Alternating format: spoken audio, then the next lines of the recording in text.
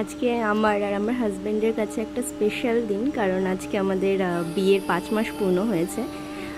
বাইরে বৃষ্টি পড়ছে, আজকে নাইট শিফট রয়েছে। জানি না, সকাল থেকেই বলছে যে খিচুড়ি খেতে মন চাইছে। নিজে নিজেই গেছে রান্নাঘরে খিচুড়ি করার জন্য।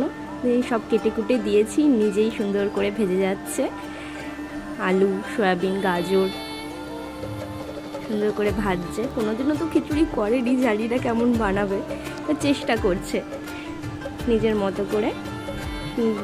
শেষে আর পারছে না, মামুনি চলে এসেছে। মামুনি একটুখানি করছে, ভেজে দিচ্ছে চালটাকে ভালো করে কষিয়ে।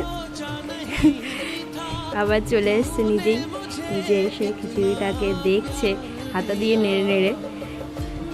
বাকিটা নিজেই করেছে, আর কিছু করে দিতে হয়নি।